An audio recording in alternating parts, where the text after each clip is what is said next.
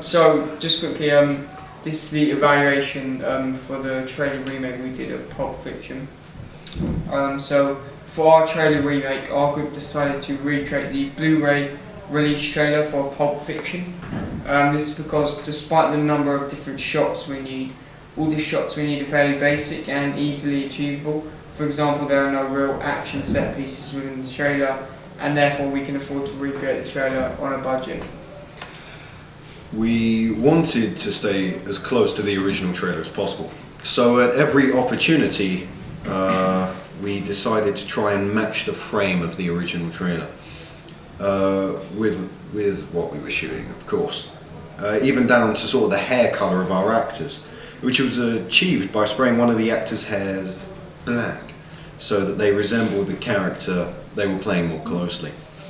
Moving on from the point about hair, I think that one micro aspect that our group really thrived in and did well at was recreating the mise-en-scène.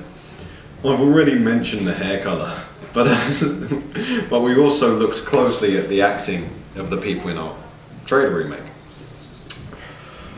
In scenes like the opening speech, we felt it was important to get our actors to portray, or at least try to, the same emotion that was displayed in the film.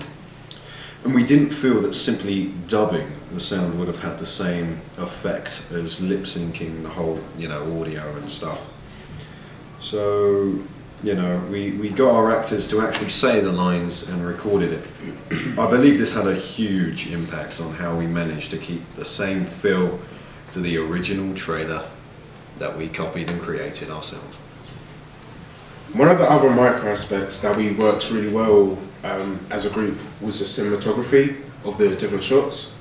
If you look at both the original trailer and our recreation side by side, despite the difference in camera quality, the lighting, and some of the actual shots, it was pretty close.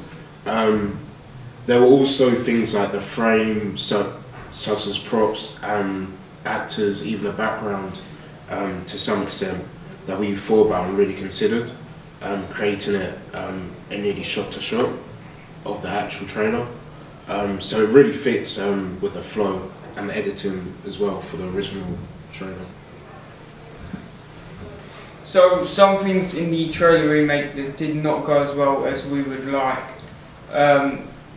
such as one painfully obvious micro aspect that unfortunately we didn't get quite right, would be the sound. For the first part of the trailer, the sound is fine. We were able to find a clean copy of the music that accompanies the first half of the trailer. This means there was no diegetic audio in the soundtrack we used, and we can add our own voiceovers and things like that, which is why the speech at the beginning of our remake worked. However, one scene where we clearly could not find a clean copy of the version of the soundtrack, so the background music without the dialogue from the original trailer, was the scene in the diner. What we had to do to get away with this was completely cut the background music, so the whole scene is in our remake is done with no music, and so any mistakes in the dialogue and timing and acting become painfully obvious. If I could change one thing about the trailer remake, it would be to add background music to the diner scene. One last micro aspect that went fairly well was the editing of our trailer remake. I think that one thing that made the editing difficult was the fact that the pace of some of our shots was different to the actual trailer. Therefore, in the editing we had to try and condense the time of each shot, and sometimes it worked really well, like how we shortened the time it took for my dad to say his line about the body in the garage. However, one scene where it didn't work and go so well was the scene there where they're talking about the cheeseburger in the car. We need to add a split-second frame of an actor to flesh out the runtime so that the dialogue would work with the soundtrack.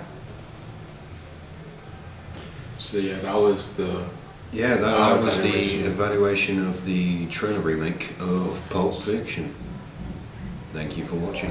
Pulp Fiction.